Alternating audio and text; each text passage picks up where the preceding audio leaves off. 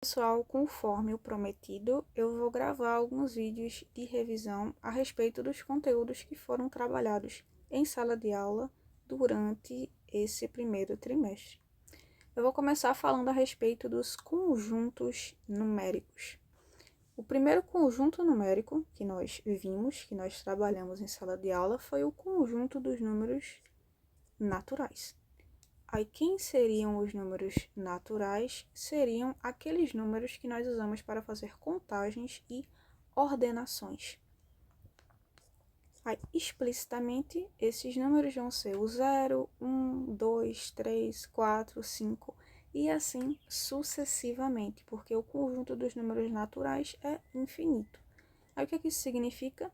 Que, dado um número natural, eu sempre vou conseguir encontrar um outro número natural maior do que este primeiro, certo? Indo adiante, o próximo conjunto numérico que nós trabalhamos foi o conjunto dos números inteiros. Aí, quem seriam os números inteiros?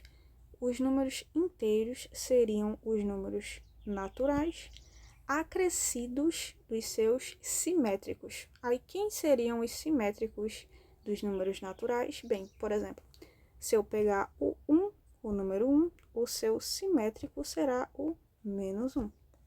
Se eu pegar o número 2, o seu simétrico será o menos 2. Se eu pegar o número 3, o seu simétrico será o menos 3. E assim sucessivamente. Aí, mais uma vez, quem seriam os números inteiros? Seriam os números naturais acrescidos dos seus simétricos. O próximo conjunto numérico que nós trabalhamos foi o conjunto dos números racionais.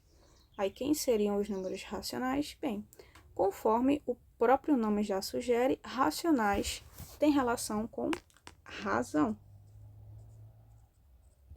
Então, quem seriam os números racionais? Bem, números racionais vão ser aqueles números, todos aqueles números que podem ser escritos em forma de fração. Como nós vimos, eu posso expressar qualquer número inteiro como uma razão. Por exemplo, se eu pegar o número menos 3, eu posso escrever menos 3 como sendo menos 3 sobre 1. Por quê? Porque o traço da fração expressa representa uma divisão. Então, menos 3 sobre 1 é equivalente a menos 3 dividido por 1, que é igual a menos 3, certo?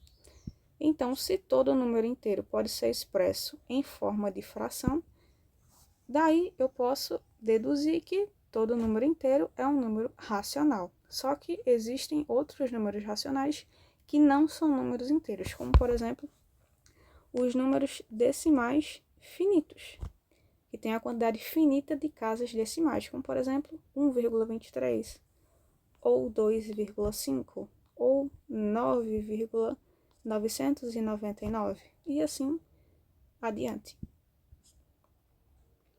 Aí, além dos números decimais finitos, também são números racionais as dízimas periódicas, porque eu posso escrever qualquer dízima periódica também em forma de razão, também em forma de fração. Depois dos números racionais, nós estudamos os números irracionais. Então, se números racionais são aqueles números que eu posso escrever em forma de razão, números irracionais vão ser aqueles números que eu não posso escrever em forma de fração. Então, se um número é irracional, evidentemente ele não pode ser racional. Aí, alguns exemplos famosos de números irracionais são as raízes não exatas, como, por exemplo, raiz quadrada de 3 ou raiz cúbica de 10, e os famosos π e número de Euler.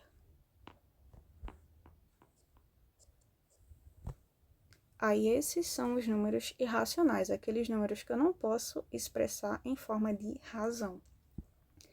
Aí, para finalizar, eu vou ter o conjunto dos números reais, que vai ser basicamente a união entre os números racionais e os números irracionais.